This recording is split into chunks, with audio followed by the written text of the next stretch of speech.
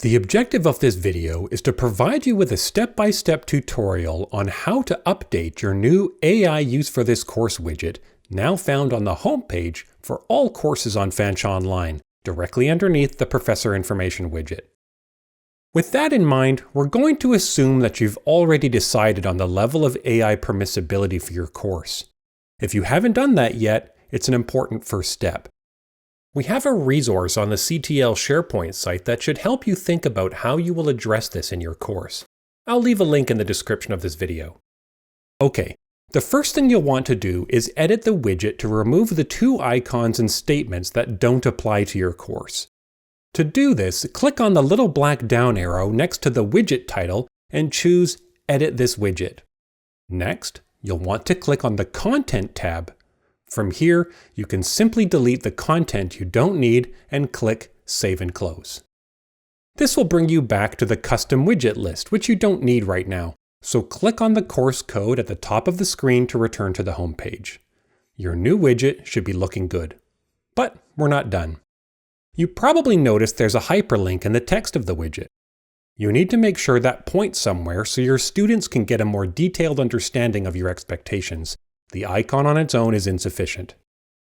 Let's pop into the content section of your course. If you don't have an existing course overview page, let's make you one.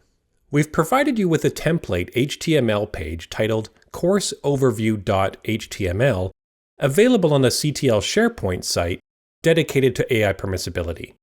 Again, the link to that page is in the description of this video. Download it to your computer, being sure to keep track of where you saved it.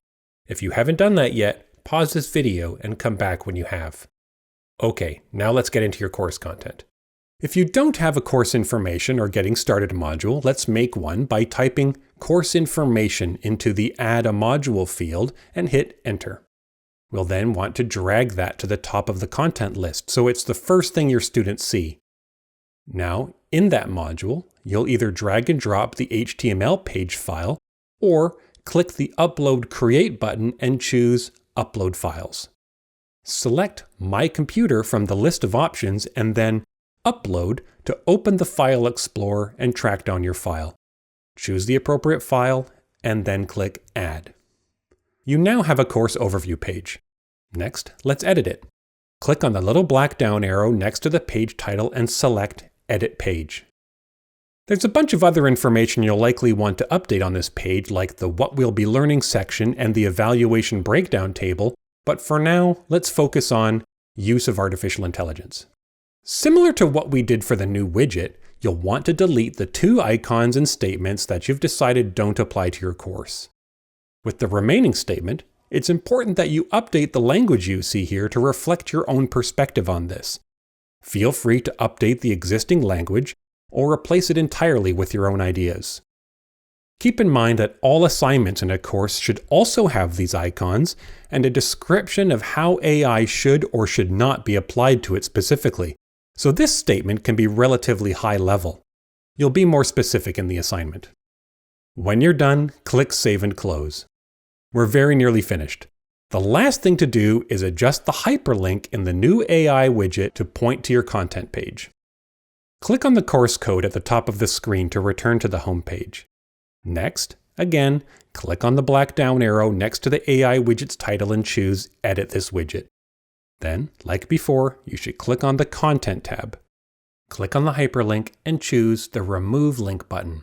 Then, highlight the words How AI should be used, choose Add Edit Link, click Insert Link, then Content, and navigate to your page.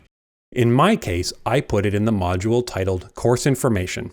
I can now select my course overview page. Finally, I'll click Save and Close. If you want to do a quick double check to make sure the link is working properly, you can navigate back to the home page by clicking on the course code and clicking on your new link. It should direct users to the appropriate page. Okay, you're all done. Thank you so much for doing this. Have a great day.